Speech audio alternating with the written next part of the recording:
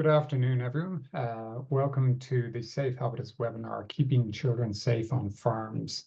My name is David Meredith, and I'm the project leader for SafeHabitus. And this is an EU project that's funded over 4 years. We're currently coming up on the end of year 2. And we've been undertaking a lot of research and work with farmers and policy stakeholders right across Europe. One of the issues that has been highlighted by our communities of practice in 11 different EU member states has been the issue of keeping children safe on farms. And today we're joined by an international panel of researchers and practitioners who have worked in this space and are working in this space. And before we begin, I'd like to draw your attention to some of the housekeeping rules today. And the first is to note that the webinar is being recorded, and the recording will be available on the SafeHabitus YouTube channel after this event. And to then, just in terms of helping with the running of the seminar or the webinar, to keep your camera turned off and your microphone muted, and to submit your questions to speakers using the Q&A function. And the chat function is also there for you to make comments and to interact with others and maybe to share resources and information or publications that will be useful. But really what we want here is for you to feed in with your questions so that we can have a good discussion at the end. In terms of the program that we have today, we will first hear from Professor Sally Shortall, and then Alma Jordan, then Professor Florence Bicot, and finally Dr. Maida Ishtanik. And as I said, we'll have that discussion at the end. Each of the presenters will introduce themselves and then give their presentation, which will last approximately 15 minutes. And each presentation will be given, and then we will have a discussion. So, as I said, keep your questions coming in throughout each of the presentations so that we can collate them, and we'll have a moderated discussion. So that's the concluding part around today's agenda. As I said, these are our speakers here today, and they will introduce themselves further in a few moments. The other point is that this is the last of 3 webinars that we've organized over the past week and a half or so. And we've organized these webinars together so that we would have a concentrated program to highlight some of the issues that are confronting farmers and farm families within the EU. And we've focused on 2 key areas around that to date. One was understanding the number of injuries that take place in EU agriculture that affect farmers and farm workers, and also the issue of occupational stress in farming. And this series of webinars has been very well attended. We've had, including today, approximately 200, perhaps more, participants in the webinars, and it highlights the engagement with this issue and the interest in this issue. And it's a point that I will be coming to at the end of today's webinar. And with that, I'm going to hand over now to Professor Shortall, who will give us her presentation. So Sally, if I can ask you to share your presentation, we'll take it away. Okay, good afternoon, everyone. I'm very pleased to be here to talk in this seminar today. My name is Sally Shortall. As David said, I'm a professor here in Newcastle University in the UK, and I have various roles in SafeHabitus. But this presentation today really speaks to the first expected outcome, and that is enhancing the understanding of policymakers, farming organisations and health authorities about the health and safety of farmers and farm families. And what I'm talking about is really how within farming, taking risks is seen as the norm. people do take risks, and they almost expect to because of their workloads and because of the demands on the industry. What I'm particularly interested in today is looking at how families socialize each other to take risks, and how they kind of educate themselves that actually doing this, taking risky behavior, is the norm. The data I'm using today is taken from a Scottish study that I did in 2016 and 2017 for the Scottish government. Now, what's interesting about this research is that the focus was not on farm health and safety. The focus was actually looking at the role of women in agriculture. I interviewed men and women for the study. And because farm safety and accidents came up so often, I actually went back to the Scottish government and asked if I could include questions on farm safety, which they allowed. But I think it's kind of important to note it wasn't the sole focus of the study. And I think that maybe people spoke to me slightly different about taking risks because of that approach. But I'm not getting into that now, but if anybody wants to take it up in the discussion at the end, I'm happy to do that. I'm a sociologist by training, so I was very interested to bring that lens to the question of farm safety. Sociologists are interested in social patterns, and well, we don't want farm accidents to be a social pattern, they are. So then we need to think of what are the social processes going into creating that pattern. So I'm going to look at how danger is socially constructed. I'm going to talk a little bit about the role of the family in socialization, and then look at how children are socialized into taking risks. And I'm going to say a little bit about how lax regulation also normalizes, I think, in my opinion, the idea that taking risks in farming is the norm. And I'll finish with moving forward. So we often think of danger and fear as, well, we think of fear as something that's psychological, and danger, we can sometimes think of it as something that is objectively out there. And there are objective dangers out there. There's no two ways about that. But we also socially construct fear. There are acceptable fears and unacceptable ones. So if you're afraid of flying, you can take a course to overcome that. You can take a course if you're afraid of dogs. So we can already see that it's a social process.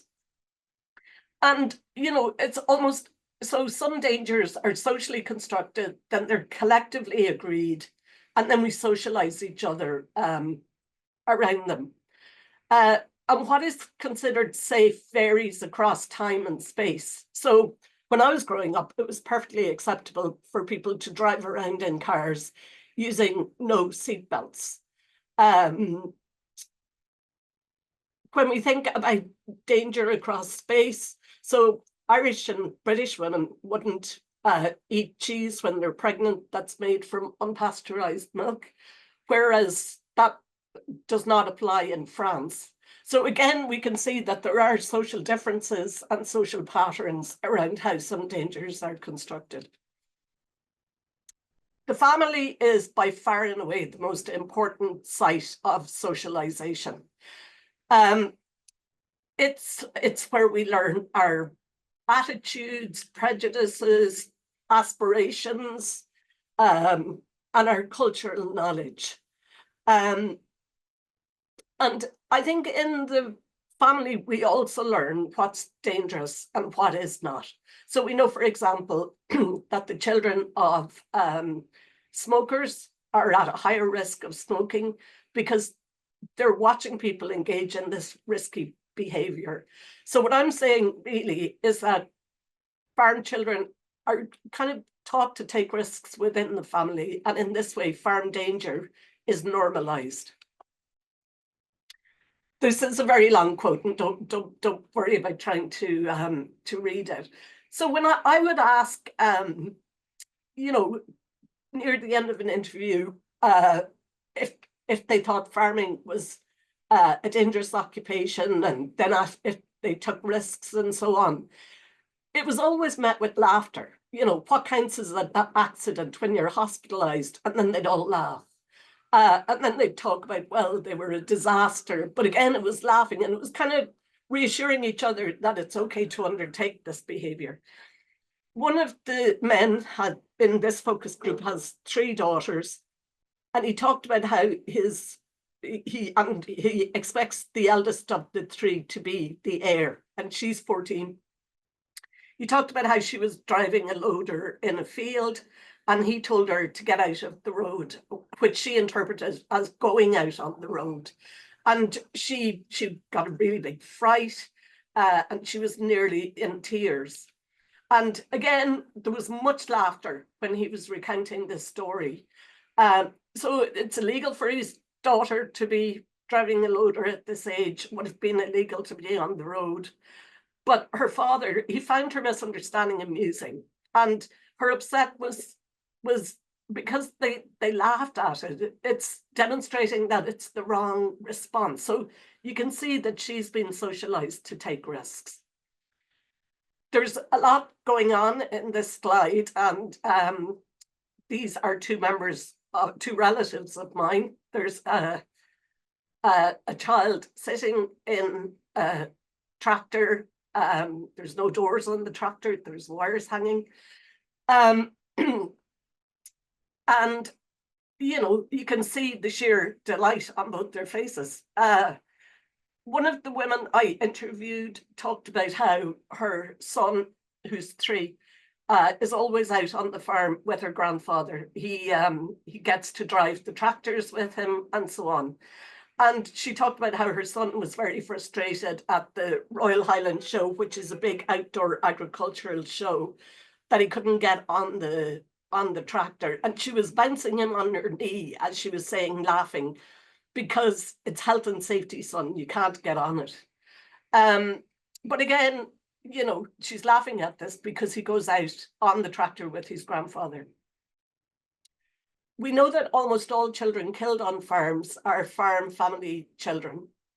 And yet one young woman I interviewed told me that she thinks that farm children just have much more common sense about them, that her 3-year-old would not think of running out in front of a tractor, whereas he could have friends that come in and do silly things. And yet this is, even though we know that farm children are the highest at-risk group of children if there is a farm accident.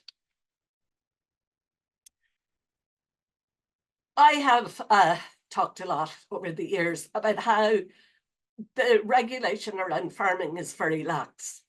Farm children can drive heavy machinery at a very young age, younger than a car. So if you have an apprentice who's 16, they cannot drive a car until they're 17. Planning regulation can be quite lenient, and farming sectors, they lobby to maintain this flexibility. And I think the kind of agreement around that lack of regulation between farming lobbies and the state further normalizes this idea that danger on farms is to be expected, and there's a different set of rules apply. So what about moving forward? Well, I don't think more health and safety authority or executive pamphlets are the answer on their own. Of course, they're important in their own right, because sometimes farm families don't often know the law on farm safety, but at the same time, when they do, they often ignore it. I think we need to look more at, why is it seen as the norm to take risks? Are we making unrealistic demands on farm families about what work they have to get done in a limited time frame? Florence is going to speak later on, Amida, about the need for greater childcare facilities. But I think we really need to look at that intergenerational socialization of danger in the farm family. We need to look at how and why people are socialized to take risks, because we have to break that pattern. And I think the types of initiatives that Alma will be talking about are hugely important in this space. So thank you for listening. I'm looking forward to the conversation, and I'll hand you back to David. Thank you very much for that, Sally. A very nice scene setting by drawing on research from Scotland. And now we're going to hear from Alma Jordan. And Alma's going to introduce herself and explain what AgriKids is.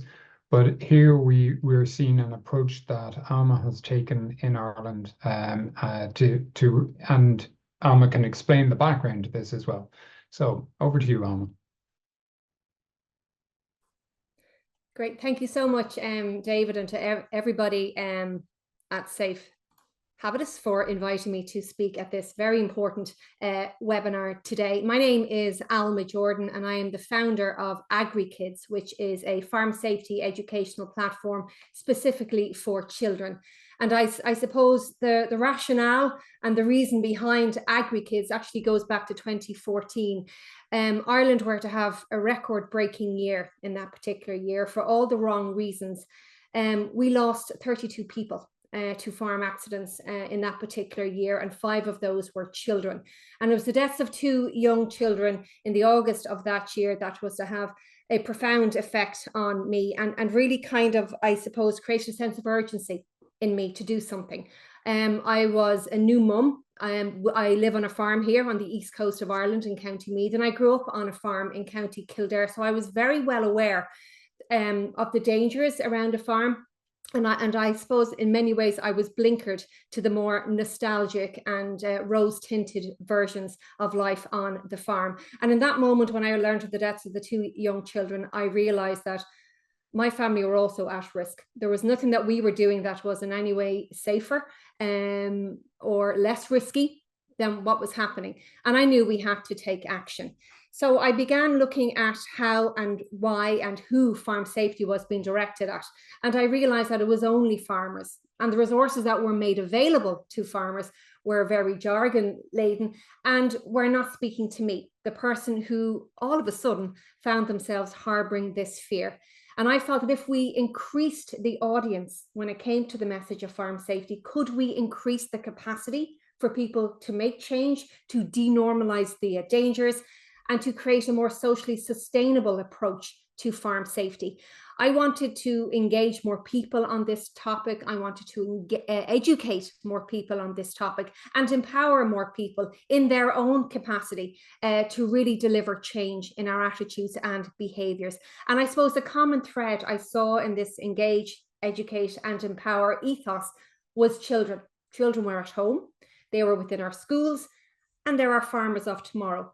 They're also instinctive learners, they're natural learners, and they love nothing more than to influence change within their own homes. I had worked for some time on the Green Schools programme, and I saw firsthand how effective children were in influencing the whole notion of reduce, reuse and recycle.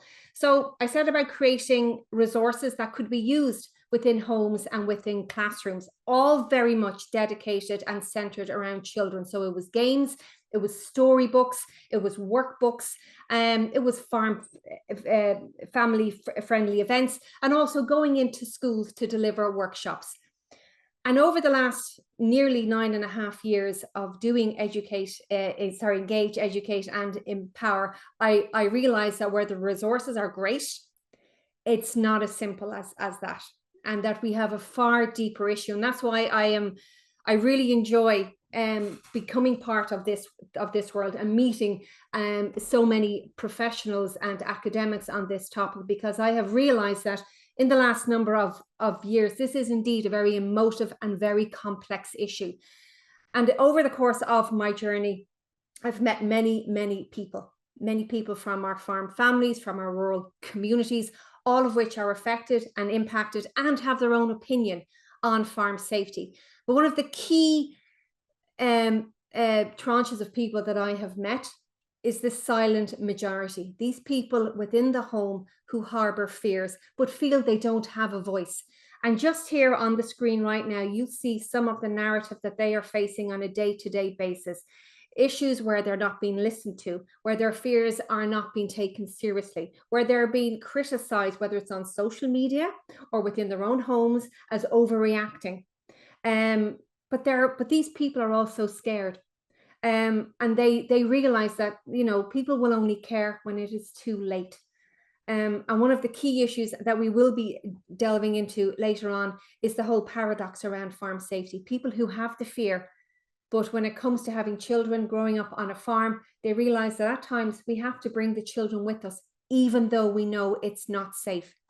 But some of the narrative that they are facing is the narrative that we need to start countering. We need to start challenging a lot of the ideas and the attitudes when it comes to safety. Like, for example, people saying it's safer in the tractor. My answer to that is compared to what?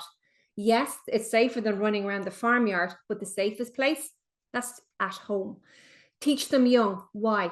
Why do we have to teach them young? They can't drive a car at 17, yet we think we need to start them as early as 14 to drive and handle machinery. Their maturity and competency levels are not at that stage where they can handle the equivalent of an articulated truck.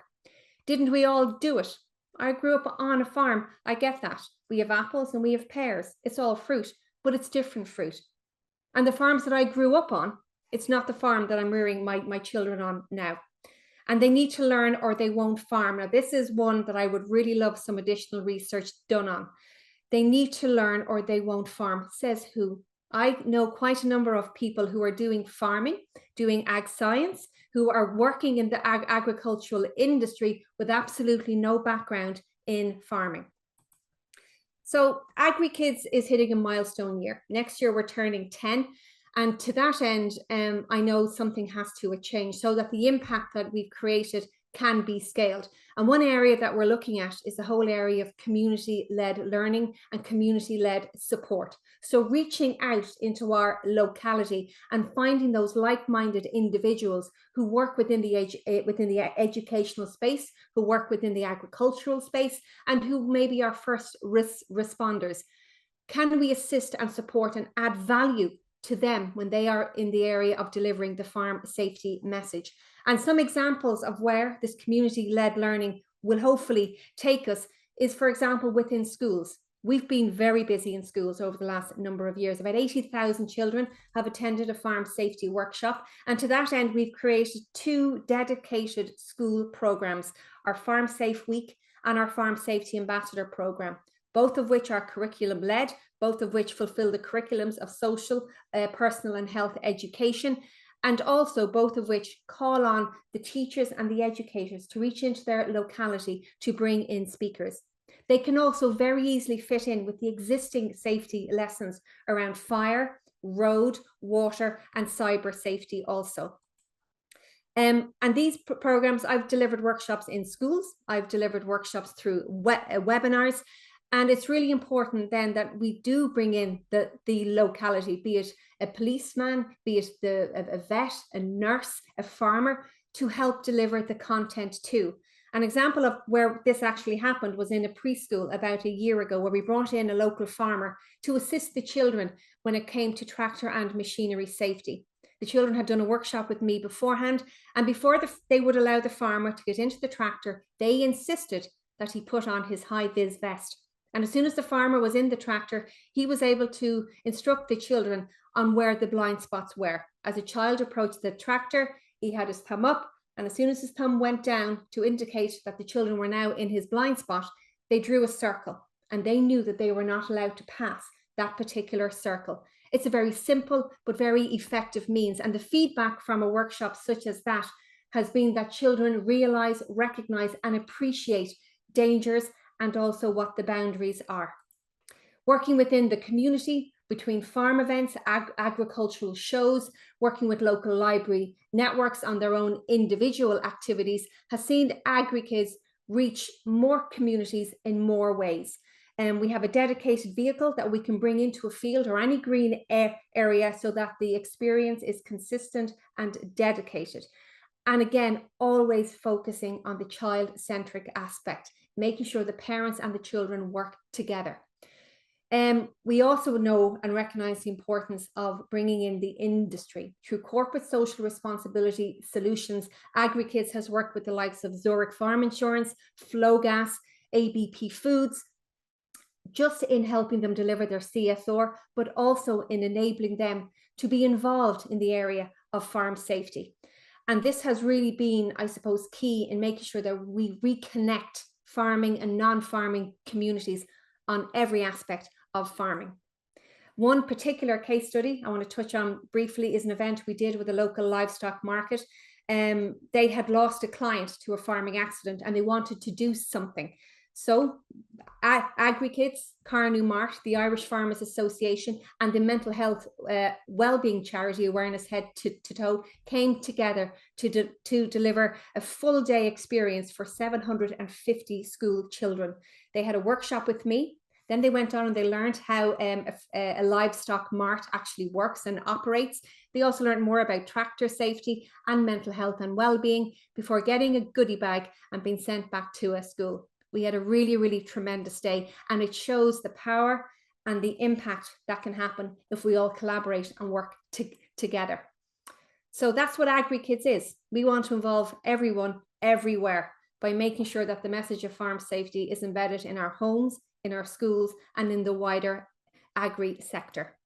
I'm excited to announce that we've just received funding to build on this community-led learning approach, which we have been funded through the Department of Agriculture. Flowgas have also given us some funding, and AgriKids will be running this in partnership with Irish Rural Link. We're actually in the process now of kicking it off, and we should have it wrapped up come Christmas. And this will see us developing a manual and a guide for schools to actually use to help encourage, support and enable outside speakers to come in to assist them in their supported learning and farm safety classes.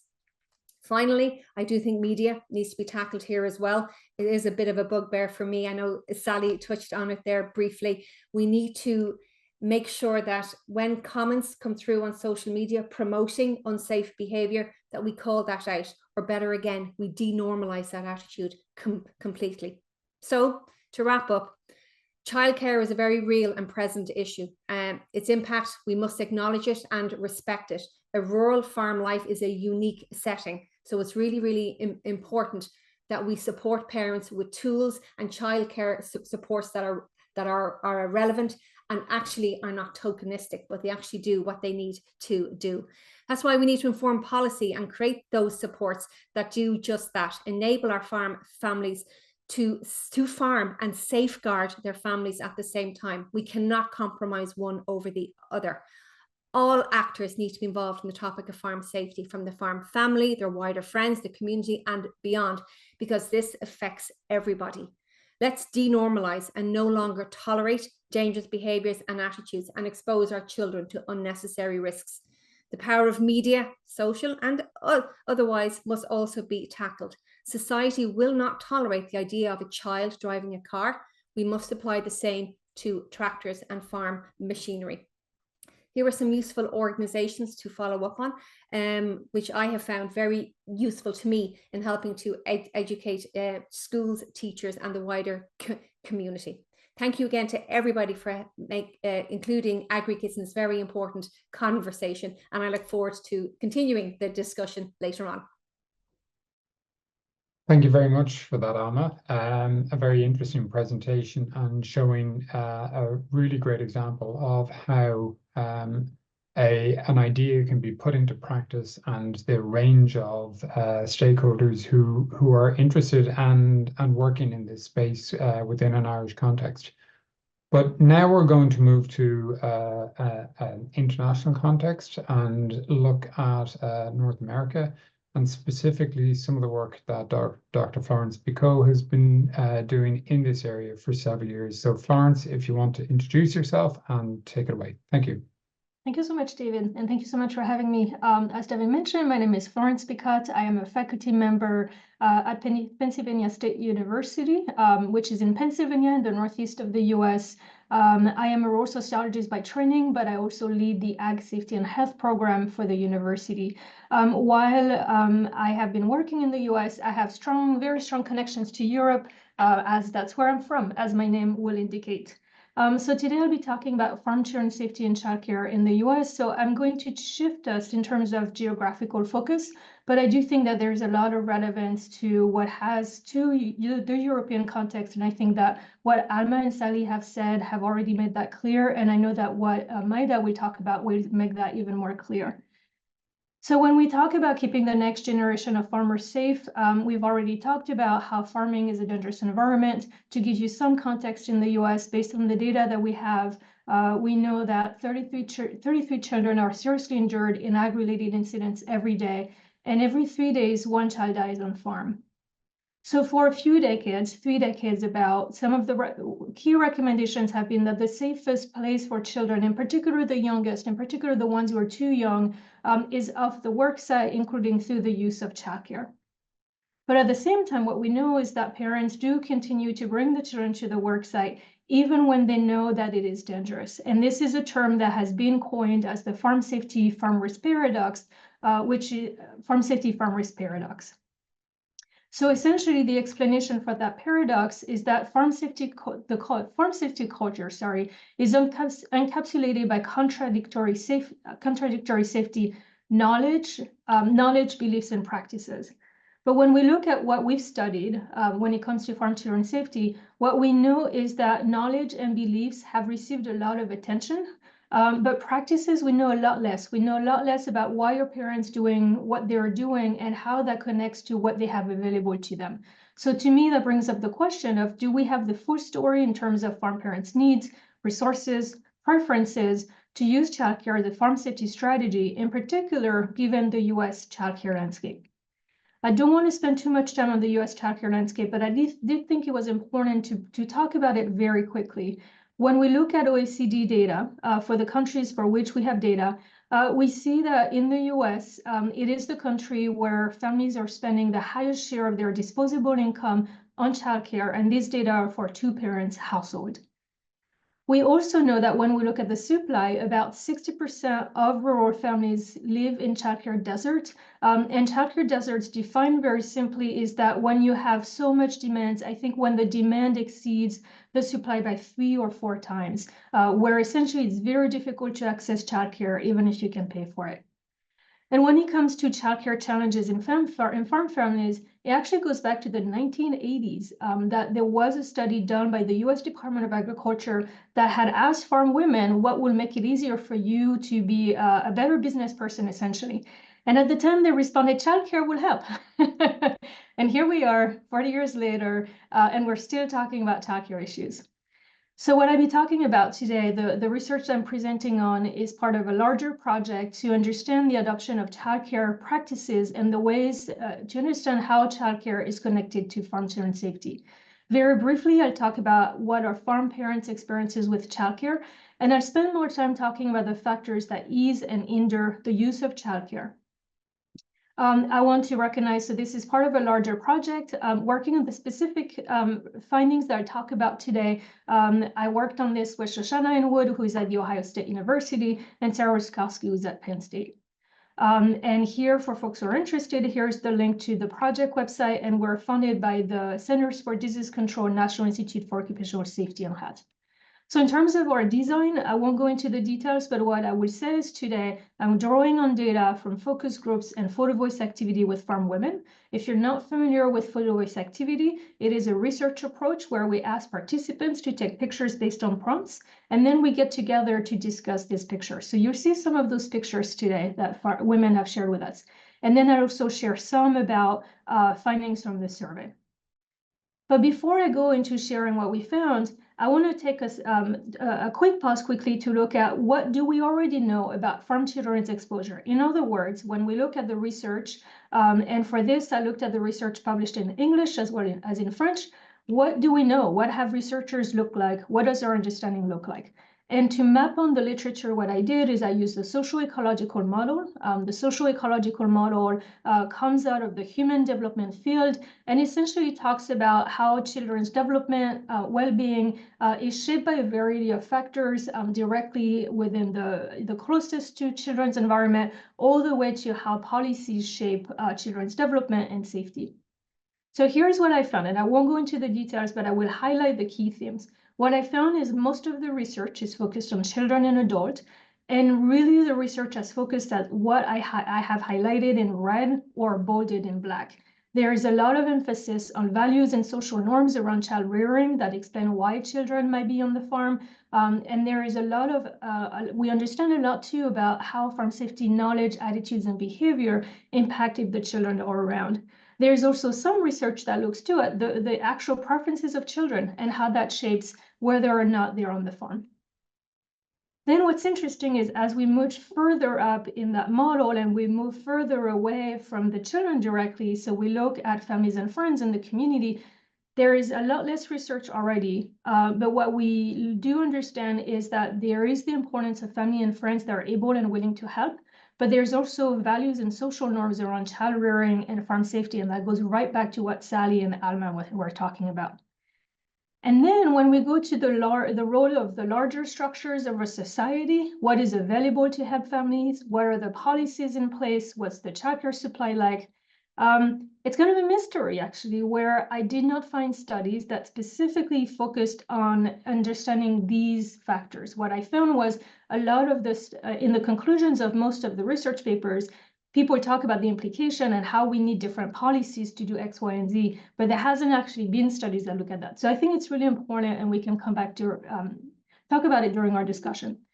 So what's farm parents' experience with childcare? So this is based on a survey of 860 respondents from 47 out of 50 states in the US. And we had 2/3 of farm parents saying that access to affordable childcare is an important safety strategy. And so to me, it does tell a story that they are that there is the role of childcare is recognized. And then when we ask, have you experienced childcare challenges within the last 5 years connected to cost, availability, quality? 3/4 said that yes, they had experienced childcare challenges. To be fair, our survey captures the COVID years. But what we know from a couple of studies before COVID, at the time, 2/3 of farm parents had reported childcare challenges. So it did go up likely as a result of COVID, but there was already a high proportion of challenges. And so then we dive into the factors that are at play. And for that, I use the data from the focus groups, some of the discussion groups with farm women, as well as Photo Voice. We had 68 of them to start with. And what we found is that in reality, there is, not surprisingly, there is a diversity of factor at play, or we talk about a continuum of factors at play. And what we find is a messiness of what's going on at what we call the micro level, meso level, and macro level. So it goes back again to what Sally and Alma were talking about. So in the next few slides, what I'll do is I present in a linear fashion what we found at the different level, and then I'll come back to kind of how all those things fit together.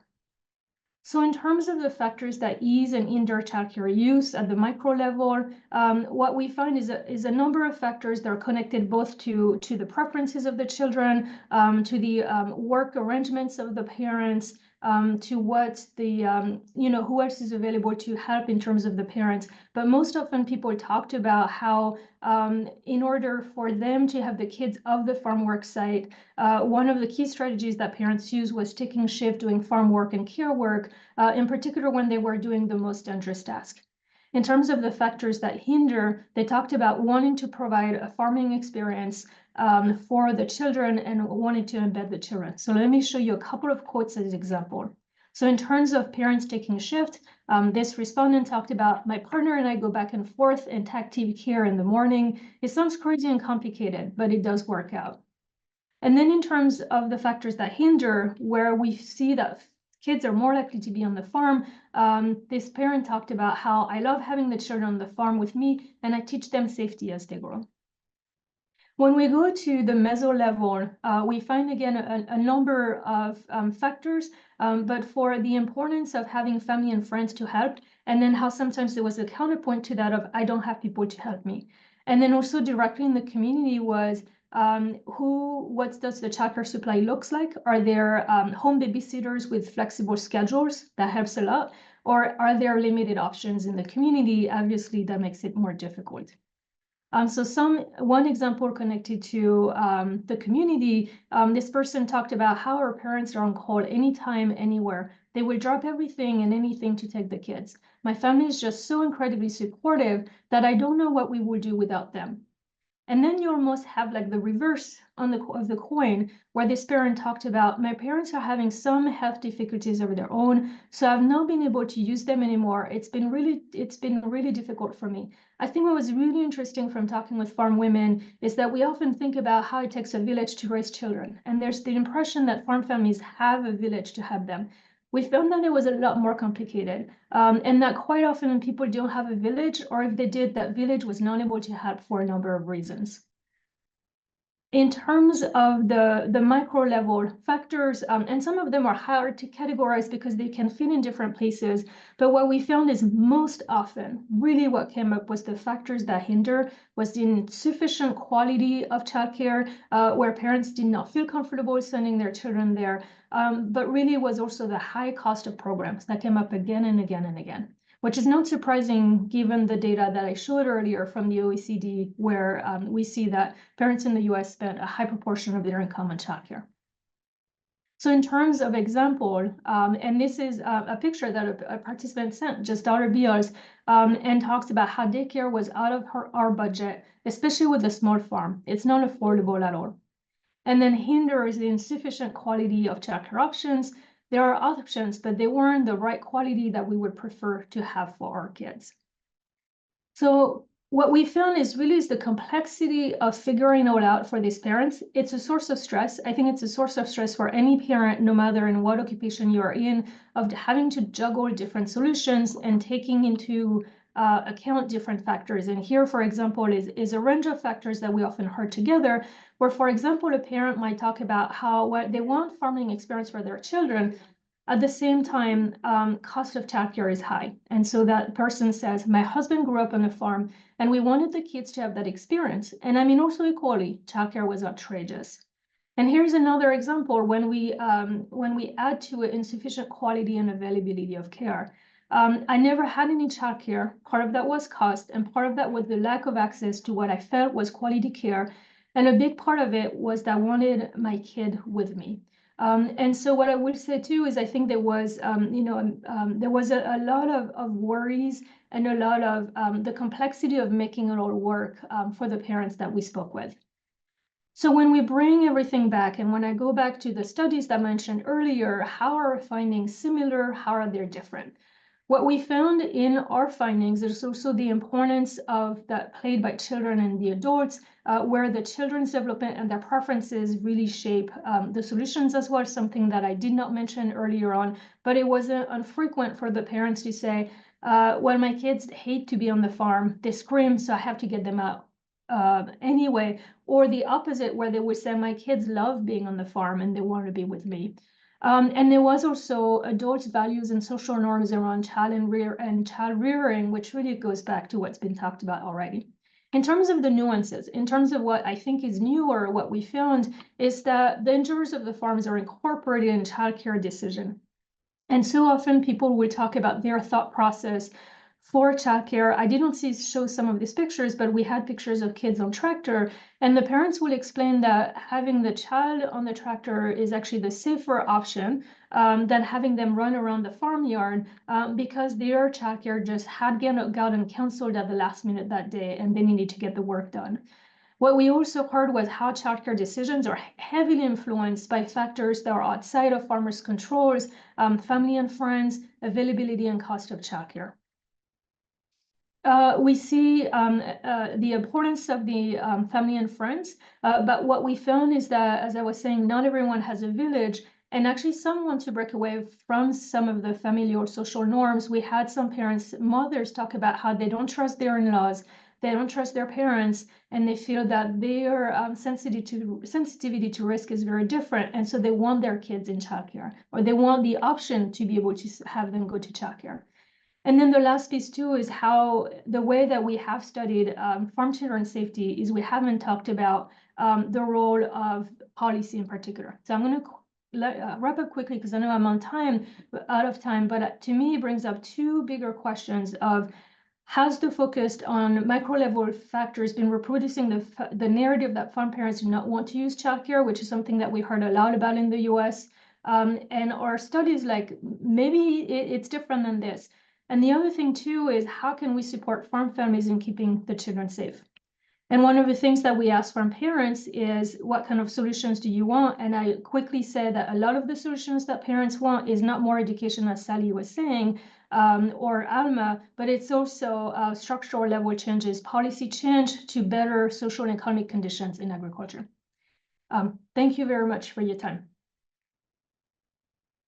Thank you very much, Florence. That was really, really interesting and presents a perspective from North America. But I think for those people who are familiar with particularly family farming in Europe, there is a lot of similarities and a lot of the challenges are the same. We're going to turn now back to Europe, and we're a colleague on the SafeHabitus project. Maida is going to give a presentation, and she's picking up on some of the issues that were highlighted by Florence in terms of understanding women farmers' experiences of trying to juggle or balance the work and family life during early motherhood. And this particularly impacts obviously the individuals, but for the sector as a whole, the attractiveness of farming. So, Maida, if you want to take it away, thanks very much. Yeah, thank you, David. I just would like to check if my presentation is visible. Yes, it is. Yeah, thank you. So yeah, I'm Maida Černić-Istinić from Scientific Research Center of the Slovenian Academy of Science and Arts. I'm a researcher there, and I'm also the rural sociologist teaching at the University of Ljubljana.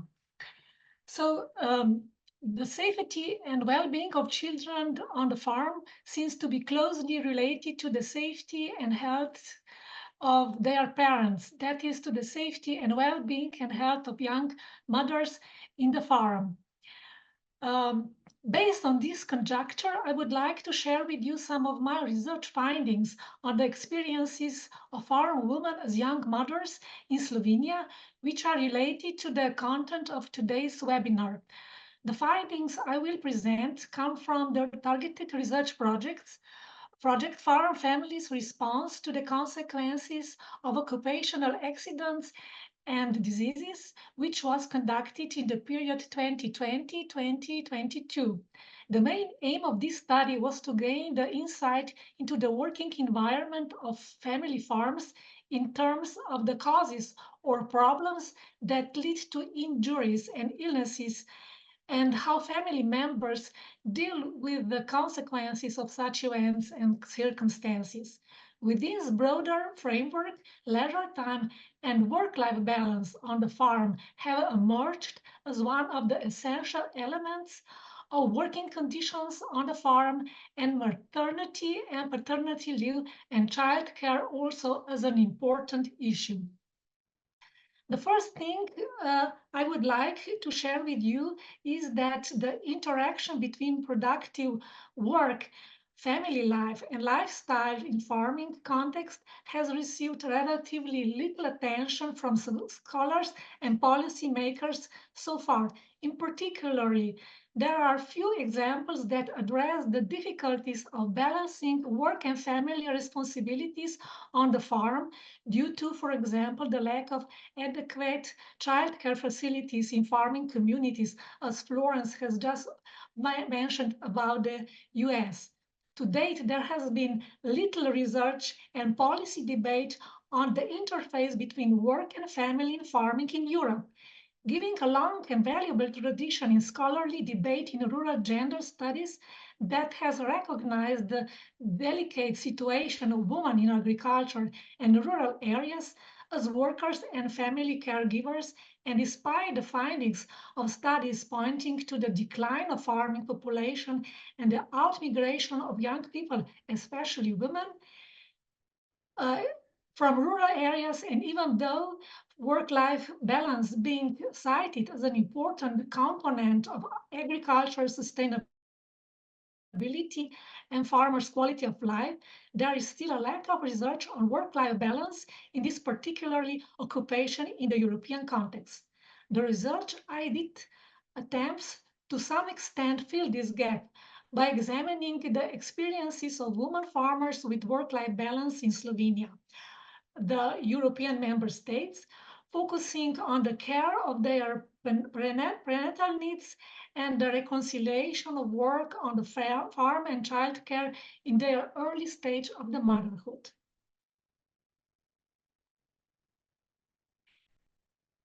First, I would like to provide some basic information on the existing policies and instruments for work-life balance in the European Union. The challenges of work-life balance, gender equality in work and family life, and changing society views and norms regarding responsible parenthood and safe and healthy working conditions at general societal level have been widely discussed and debated in academic literature, policy documents, and in the media for decades. This is also reflected in recently introduced policy measures and instruments. Over the last 3 decades, the European Union has developed a wide range of policy instruments and legislative measures in the area of work-life balance. Directive 92/85 EEC on pregnant workers, which granted working mothers at least 14 weeks of maternity leave after childbirth to protect the health and safety of women at work, and Directive 96/34/EC on parental leave, which grants each working parent an individual right to 4 months of parental leave to care for a child up to the age of 8. The most recent EU Directive 2019/1155 on work-life balance for parents and carers, which came into force on August 2nd, 2022, aims to increase women's participation in the workforce and encourage the take-up of parental leave and flexible working arrangements so that people can develop their careers and family life without having to give up one or the other. In addition to the rights already enshrined in previous directives, the Work-Life Balance Directive introduced paternity leave at EU level and a non-transferable parental leave of 2 months for each parent. This means that member states must ensure that fathers have an individual entitlement to 2-month parental leave and at least 10 days paternity leave after the birth of the child, paid at least at the level of the sick pay. Despite the progress made by the work-life balance with the provisions establishing minimum standards for maternity, paternity, parental, and career leave, and the introduction of additional rights, such as the right to request flexible working arrangements that allow work-life balance, the responses of experts in this area, mostly lawyers, point to some gaps or inadequacy in its content from the perspective of gender equality, diversity of family forms, and the consideration of different occupational statuses. In terms of inclusion-exclusion from work-life balance directive by occupational status, the analysis show that some population groups have limited or no access to minimum standards and associated benefits. The first category of excluded workers can be self-employed. This category covers a wide range of social and economic situations. For example, persons who do not employ other persons or whose income depends on the client. Excluded workers are also those with atypical, non-standard, and flexible employment relationships or casual workers. And there are also part-time workers and workers on fixed-term contracts. The mention of these categories refers to general situation, and it's not focused on specific economic sector. However, it is possible to identify groups of female farmers among the potentially excluded categories.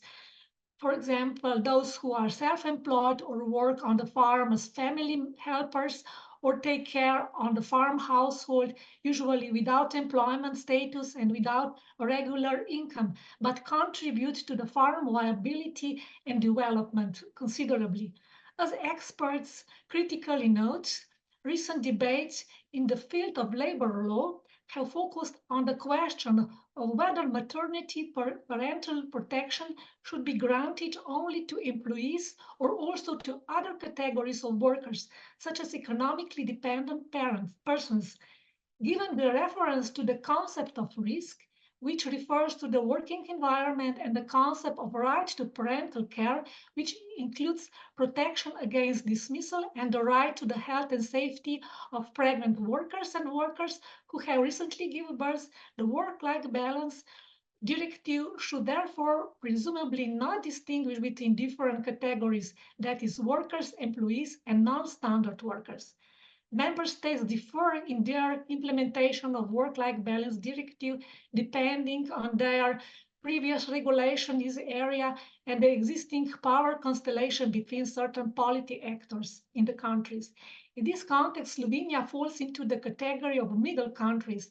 According to the Family Benefit Act, which came into force in Slovenia in 1993 and has been amended several times to date, including the mentioned work-life balance directive, only enabled socially insured women, among them also self-employed women and consequently socially insured female farmers, to claim maternity and parental leave and the associated cash benefits. The same law extended the entitlement to parental allowances for newborns, equipment benefit, and childcare benefit to allow mothers, including those who are not entitled, to get some benefits in this regard. In addition to job seekers and students, housewives, and the unemployed, female farmers without social insurance also are entitled to this benefit. So social support for young parents is therefore essentially based on the social insurance for parental care through work and not on the fact of parenthood itself. During early motherhood, women farmers and thus financially supported by society if they are socially insured, and to a certain extent also just like other social uninsured groups. However, the question remains as to whether this can relieve them of the burden of farming during this period of particular life phases. So when we in our research asked the research participants how work is organized on the farm before and after childbirth, the participants in our research, particularly rural farmers, often reply that they have to juggle work on the farm and motherhood before and after childbirth. That is, they still work close before and after the childbirth. One of the participants said, mothers in farming can never take full advantage of their maternity leave because the nature of farm work does not allow it.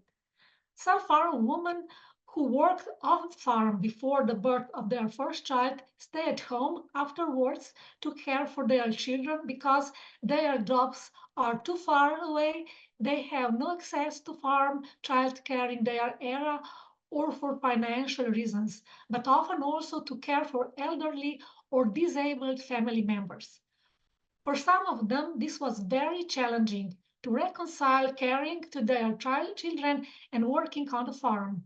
One research participant, a mother of 4 children, said, when my children were small, especially the first ones, we did not take them to the kindergarten.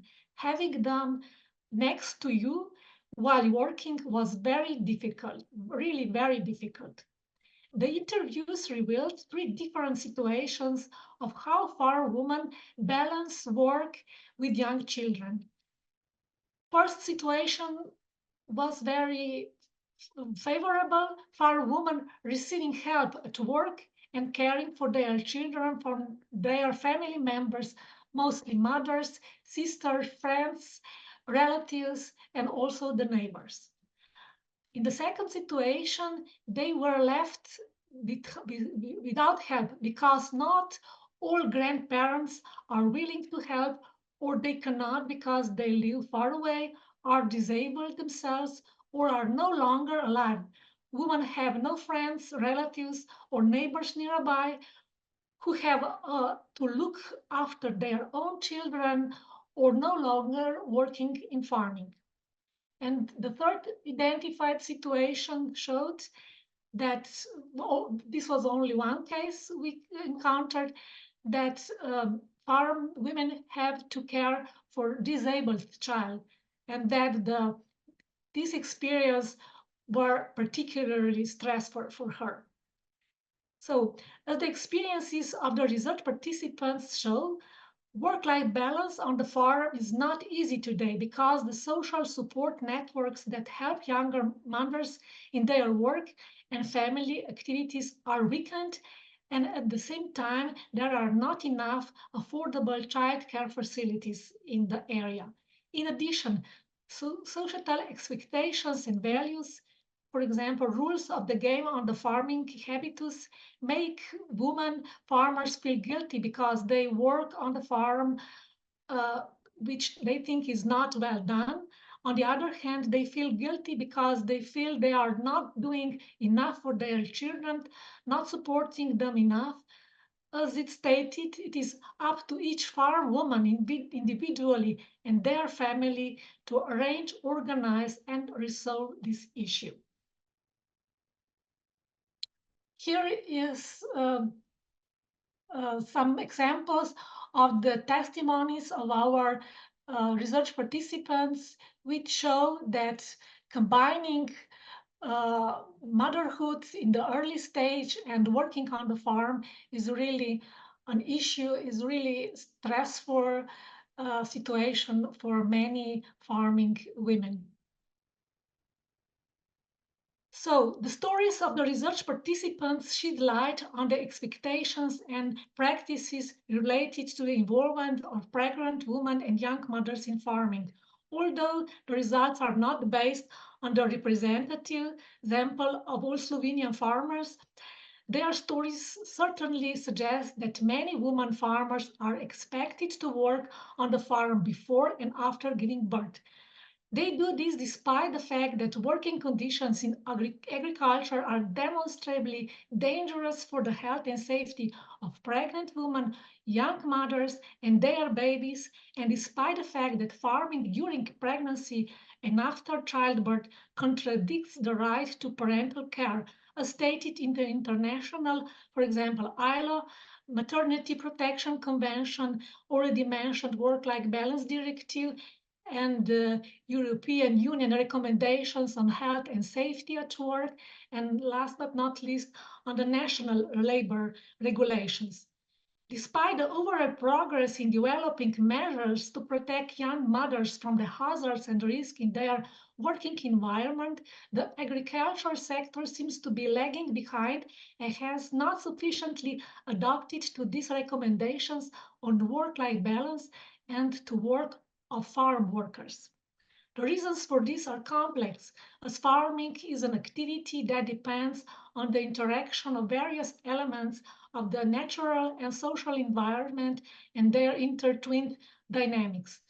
The work on farm depends on the processes in the natural environment, that is, on the needs of the animals and plants.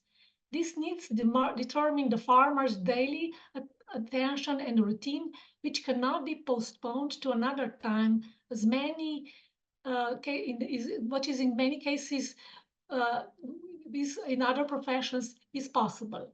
In light of all above, it would appear that the work-life balance mentioned before does not adequately address the needs of women farmers, parents, although it established the right to maternity and parental leave with the entitlement to cash benefits for a specific period of for those who have a social security status. It does not specifically address how parents, mothers in different occupation situations can benefit from such leave, taking into account the specific characteristics and nature of their work requirements and routines. The current work-life balance policy in the EU and the national level, therefore, seems to be one-sided, that is, focusing more on the needs of the population working in standard jobs and mostly living in the cities than on the needs of people living in rural areas and engaging in farming. However, there is still a lot of room for discussion and improvements of working and living conditions in the farm. For example, for many women farmers with young children, the use of farm relief replacement service can be a suitable way out and these solutions needs to be discussed and adopted accordingly. So yeah, thank you very much for your attention. Thank you very much for that, Maida. That was a very comprehensive presentation and overview of the situation faced by farm women in Slovenia. So what I'm going to do now is hand over to our moderator. So our moderator is Elena Schuber from the European Commission, from DG Agri, working in the Social Sustainability Unit. So Elena, over to you, and I look forward to a nice discussion. And just a reminder to everyone to keep the questions coming into the Q&A section, and we will try and pick up on all of those. Thank you. Thank you, David. And I see that we are running a little bit of time. So we will jump immediately into the questions. I have seen that in questions and answer section, we already have 5 questions. And I wonder whether the participants who pose those questions would like to pose them themselves.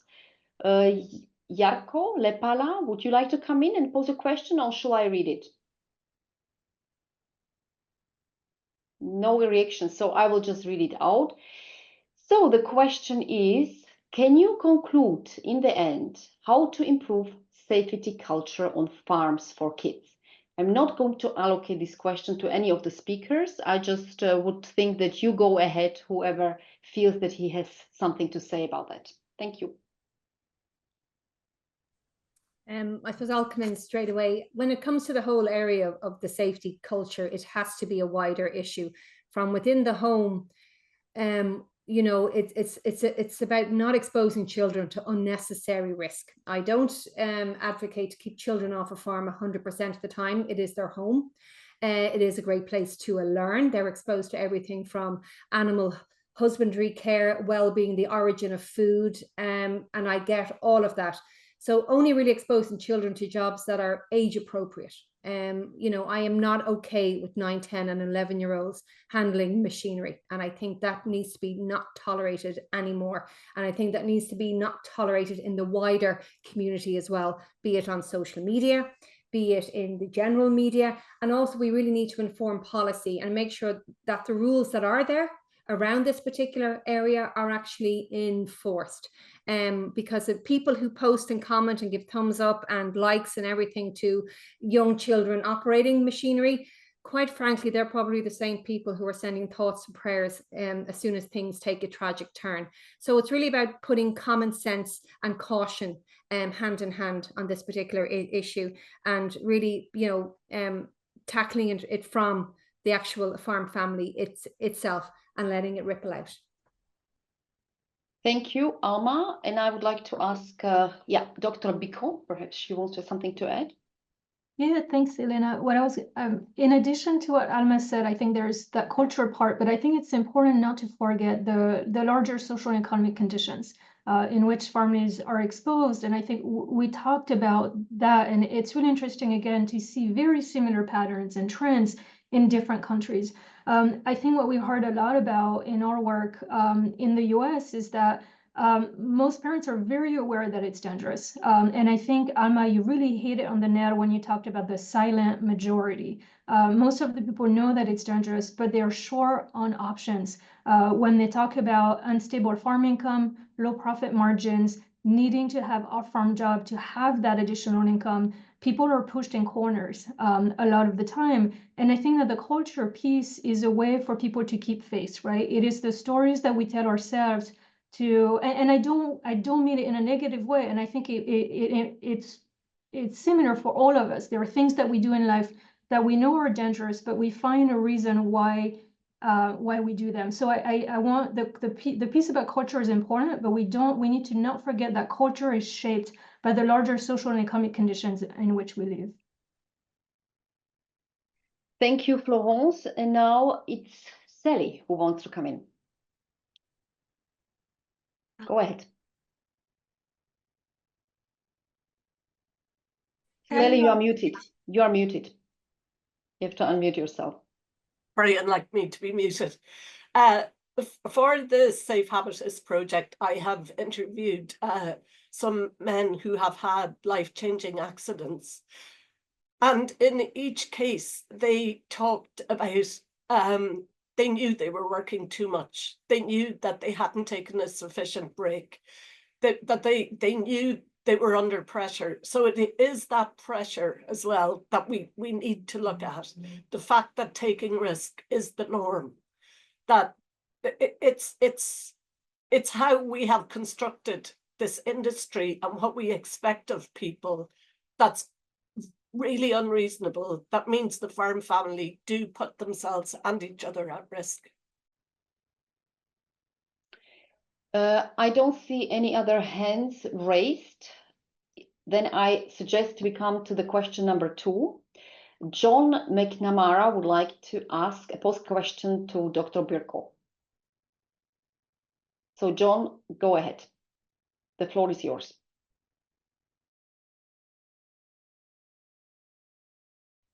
Hello, can you hear me? Yeah. Yes, we can hear you. Okay, thank you. I have a deep interest in childhood safety, and you know, I have traveled to America to study the whole area, and you know, I think you know, the NADCAT guidelines, as they're known as, impressed me some years ago. You know, these are guidelines for childhood safety on farms. And, you know, I'm very conscious that, you know, parents and families have to make judgments about childhood safety. So my question to Dr. Birko is, you know, just to please have an update on the NADCAT guidelines and how they're used in America and how they could be used possibly in Europe. You know, another quick thought, I've put up a paper from Ireland on progress with childhood safety, and I'm delighted to say for the last 3 years we haven't had a fatal accident, and non-fatal accidents have dropped as well, but there's always more to be done. I think the role of fathers and men is crucially important, and I recall a study, you know, when I was working on the code of practice, finding that 85% of accidents, if I recall it right, were, you know, that there were men, male farmers close at hand, or, you know, on the tractor with the person. So just a few comments there. Thank you. Bye for now.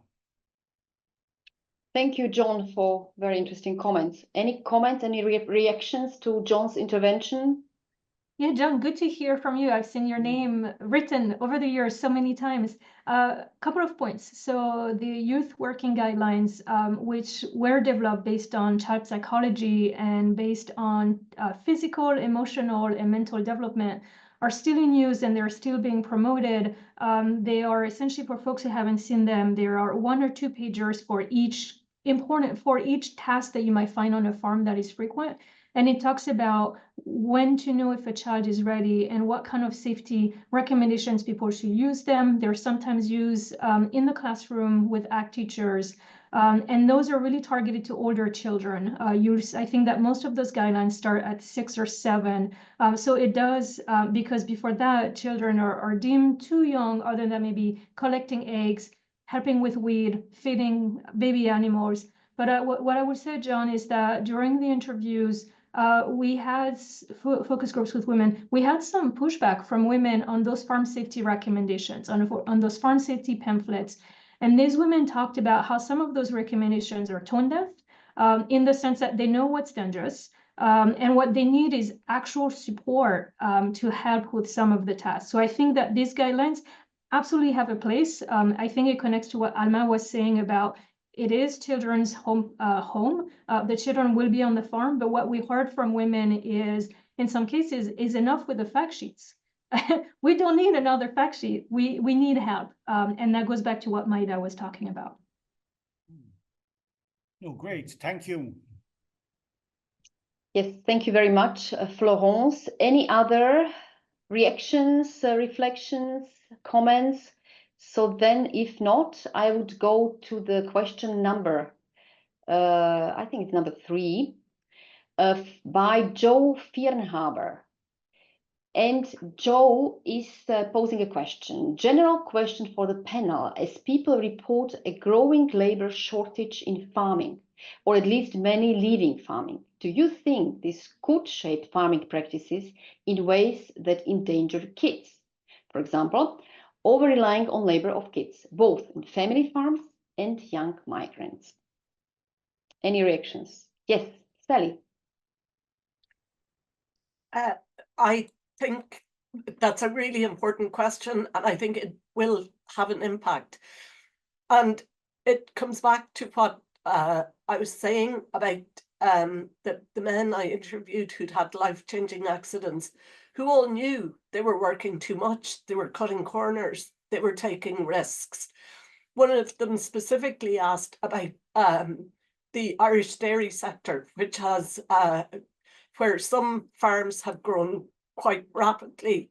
And he was saying that he really worried about what would happen on those farms because there wasn't the labor, and people take shortcuts when they're working that long. So I think it will mean that people are using children more, but I think we really need to question what we're asking of this occupation. If taking risks is a normal part of your working environment in order to generate enough income to survive. Thanks. Thank you, Sally. Dr. Majda Černić-Istenić would like to come in? Yeah. Well, this shortage of labor is observed also in the social support networks in the farming community. So people, not only that they need to work more, but they have less and less help from each other, not only from the family members, but also from the neighborhood. For example, 30, 40 years ago, all members in the family or in the village were farmers. Today, only 2 or 3 families are farming. So in this affecting social dynamics in the farming communities enormously, and also affects the safety and health not only of kids, but also of other members of family. So this is really a problem which needs to be discussed and addressed in further discussions in research and in policy making. Alma would like to add something? Yeah, just more commentary. During COVID in Ireland, fatalities on our farms dropped quite considerably, more so for the fact that people were actually at home and able to work on the family farm and support the family farm. Farming definitely didn't reduce in terms of its activity. I also would again look to the policy makers out there and the farm relief services that are out there to create opportunities and make it possible for farmers to use these types of services in a way that is more accessible and more affordable. That is the only way that we will curb the likelihood of children being called up to do these tasks. And that's just one particular. I know that if we worked in like an office space or we worked in the corporate world, that there are supports there to bring people into the workforce, and they are supported by government, they are run by government, and we need something similar to help our farmers. Yes, thank you, Alma. And there is, Dr. Florence Bicot would like to take the floor. I just will add one thing, and that may be more relevant to the U.S. context than the European context, but also children or farm workers. So those are children who are working on farms of non-family members. What we do know is that economic conditions really shape when and if children work, and the laws in the U.S. allow children to work on other people's farms pretty early on. And we know that these kids are more likely to be asked to work when there are financial challenges for the family.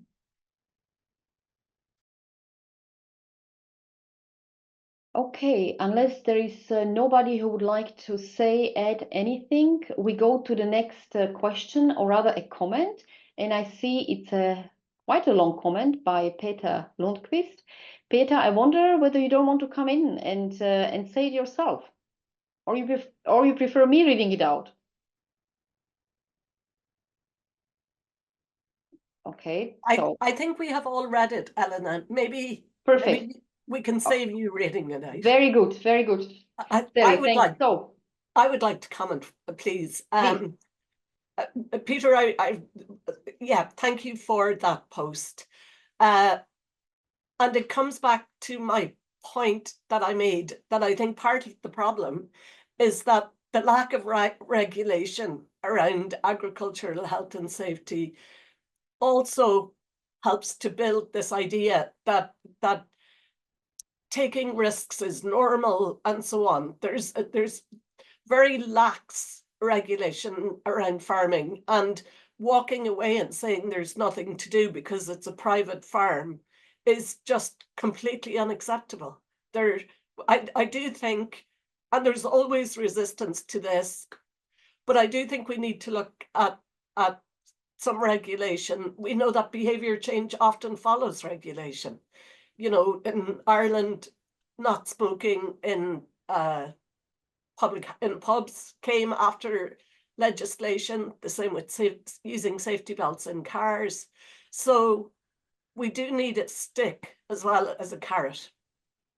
I don't know if you hear me, but I didn't have access to the microphone before, but I just bring it up as an example. I mean, with the family farms, it seems to be able to do whatever they want. It's their own property and their own kids. They can do whatever they want. But if you want to hire the neighbor's 15-year-old son, boy, he's not allowed to do anything on your farm. But your own kids, you can let them do anything you want in Sweden. And the authorities, they don't go out and inspect family farms. They only go to farms if they have employees. So this is a big issue, I think, with the problem here. We don't reach the family farms, and then when this social media, they are spreading this versions of this. This is the way to do it, and that's the way you encourage your kids to be involved in agriculture in the future. So I'm more depressed about the 1,000 farmers and putting their thumbs up than I'm concerned about this individual case. Sorry. Thank you, Peter. How about Alma? How do you see this? Yeah, this is a major bugbear of mine. This enabling of, you know, bad and reckless behavior through social media and the commentary on social media, and seeing that children being exposed to such risk as some kind of rite of passage and instilling a very strong work ethic, etc., etc. I don't buy into it. We need to call it out. It needs to be untolerated. And I think, you know, we are looking at a situation, and you can correct me if I'm wrong here, actually, Sally, but there is a situation in Scotland where they have the promise, which is all about looking at methods and making a commitment to safeguard our children.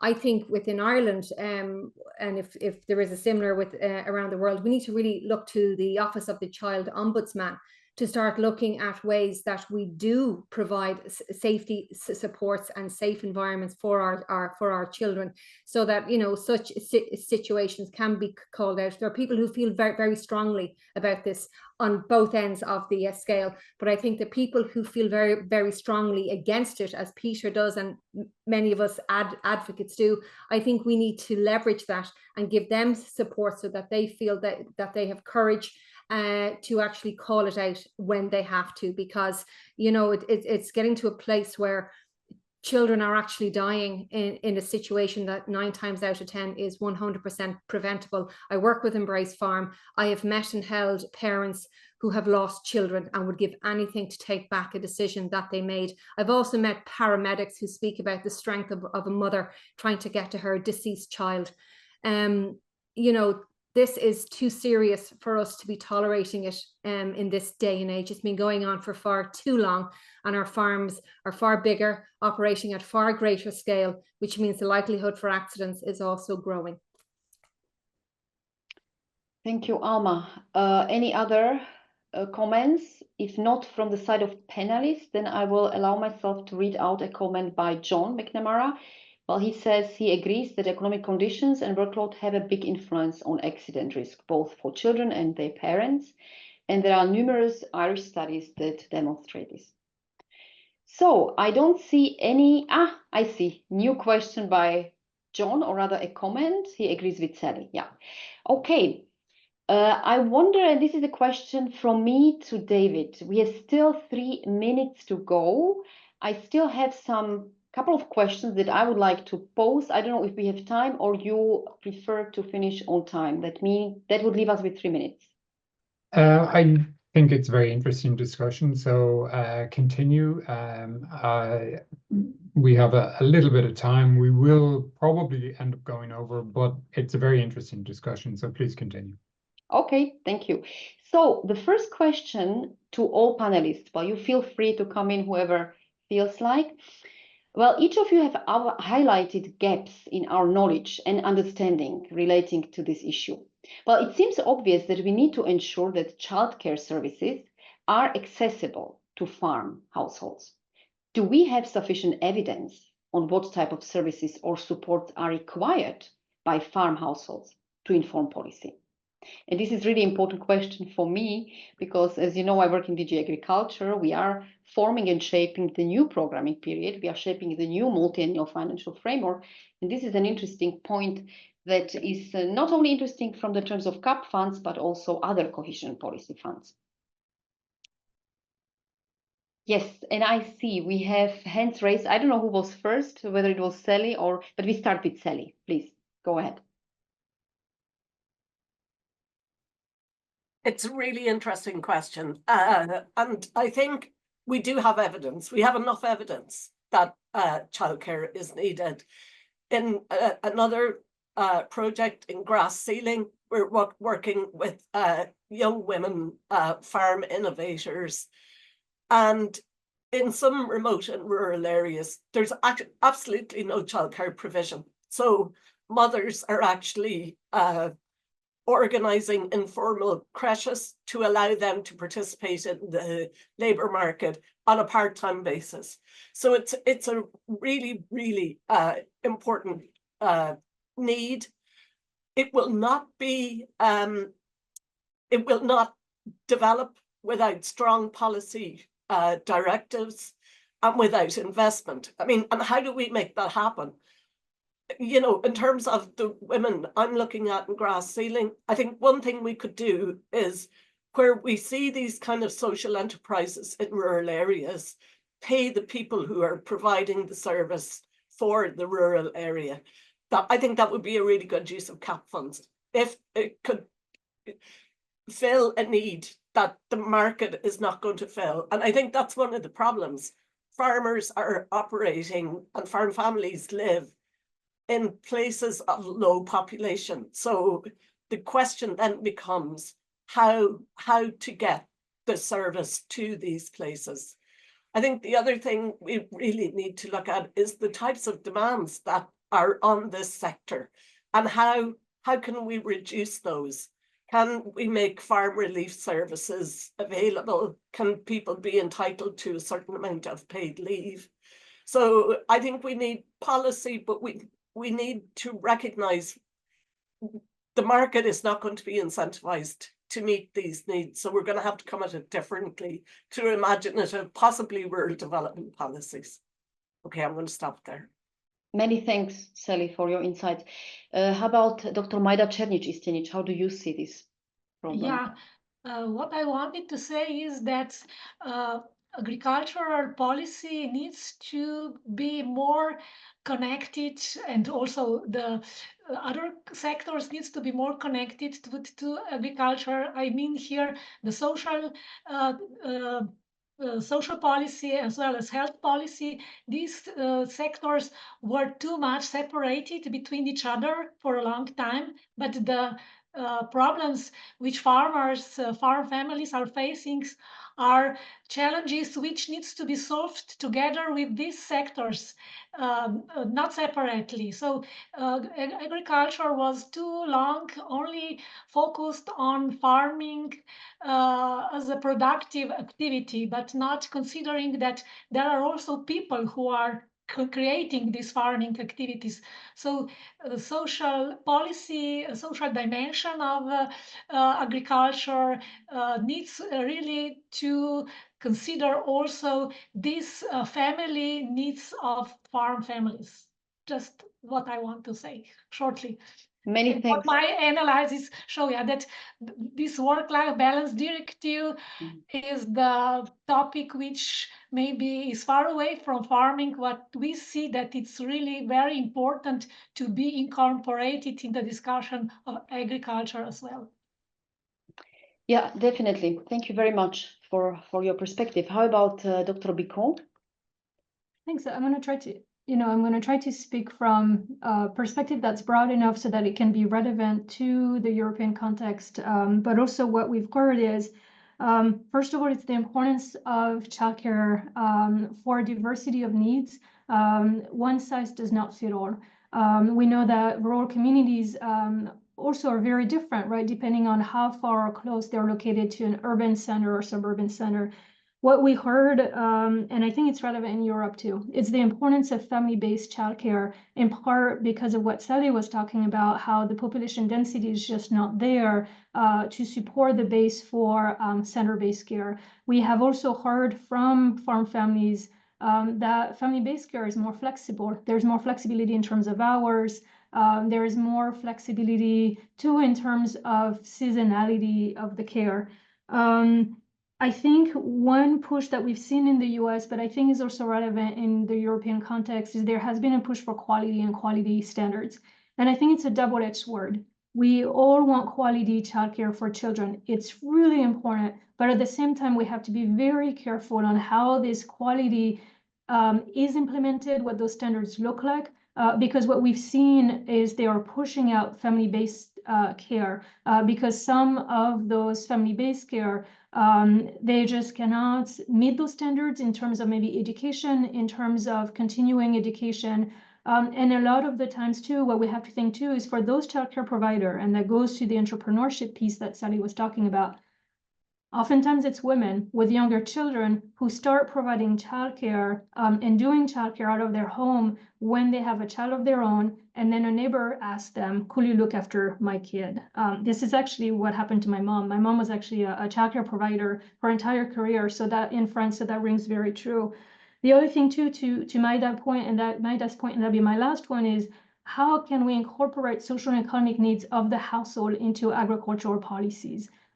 They have thus far in Europe, but also in the US, been pretty disconnected, where we focus on the farm business, the needs of the farm business, access to land, access to capital, access to knowledge. But we also need to think about the needs of people. And this year in the US, we're going through the Farm Bill, which is the equivalent of our CAP for Europe. And for the first time ever, access to affordable rural childcare has been added to the Farm Bill as a policy priority. So this is an important step in the right direction.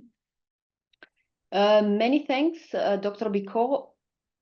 If there are no other questions, yes, Alma. I just have one very quick comment to make of that. In 2018 in Ireland, there was new rules and regulations put in place regarding childcare, which meant freezing of fees, etc., to make it more affordable. However, 2018 and nowadays, the cost of living crisis has absolutely risen. Costs of running these childcare facilities enormously, and a lot of the smaller childcare and community-led and community-run childcare facilities are now having to close. They are no longer sustainable. That is a quick fix for any government to go in there and support those facilities so that they don't have to close. Also, the new rules and regulations mean that some of the more in-home childcare providers are no longer able to provide the same level of childcare, because the rules now mean that the ratio of child to childcare owner is now out of whack. And one lady in particular announced that she's having to put her own children into after-school care while she maintains her income in having to look after children.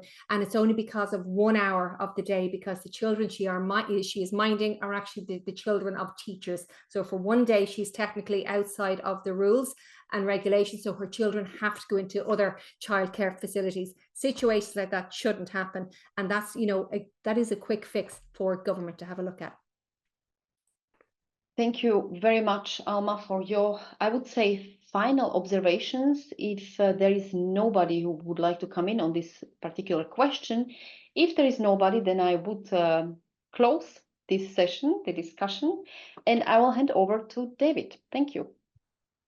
Thank you very much for that, and thank you all for a really interesting seminar and really interesting discussion. So I would like to start wrapping up by thanking each of our presenters, and particularly Elena Schubert from the European Commission for agreeing to moderate the discussion here today, which I hope you would agree has been really interesting, informative, and insightful. In terms of wrapping up, what we've been attempting to do within the SafeHabitus project is to create a critical mass in terms of the events that we've organized over the past couple of weeks, to highlight the range of issues and how different the issues are affecting farm safety, and spotlighting particular groups of people. So we've had issues around trying to understand what data are available to policy stakeholders to get a better understanding simply of the scale of the problem that we're faced with in Europe.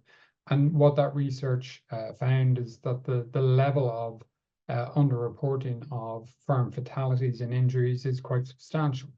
Okay, so these are data that are going unreported. And when we looked behind what the reason for that is, we found in broad terms, it's because many farmers are self-employed and therefore they're excluded from the data. And we've heard this issue again today in terms of self-employed people being excluded from access to particular social insurance schemes or particular services.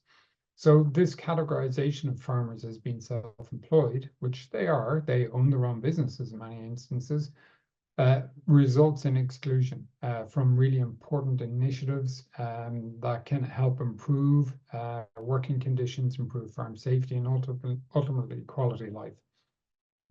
Other issues that we've touched on include, obviously today, looking specifically at childhood safety, and really interestingly looking at the structural dimensions to that. So not thinking about what does an individual farmer have to do, but rather thinking what does policy, what does society need to do to improve access, availability of service, and then access to services. And I know that there's a discussion going on in the chat around the need for access to services outside of regular working times as well. And then finally, we have the issue of stress in farming, and this is something that a lot of people will be well aware of. The point of highlighting these very disparate topics is to obviously draw attention to them, but also to enhance awareness of the range of challenges that are faced by farmers in Europe, but also to highlight the range of potential solutions that are out there at this point in time. And what we'll be doing later on today is publishing a press release that calls on the European Commission to continue this type of focus. Okay, so this would be a European Farm Safety Week, and the idea being that it would provide a dedicated time and platform to bring together, as we've done today and over the preceding weeks, experts and policy stakeholders and practitioners to share knowledge, to highlight and get a better understanding of what the critical issues are, and most importantly, to share good practices. So that press release will be going out later on today. And we in the project will continue to organize these types of events over the next 2 years, but we are looking beyond the lifetime of the project and the need for continued focus and continued engagement with this type of initiative and this type of activity in this space. So with that, I would once again like to thank all of our presenters and to our excellent moderator. Thanks very much, Elena, and also to Anna Maria for taking care of the technical details in the background. So thank you all, and we hope to engage with you again soon. Thank you. Bye. Bye-bye. Bye-bye.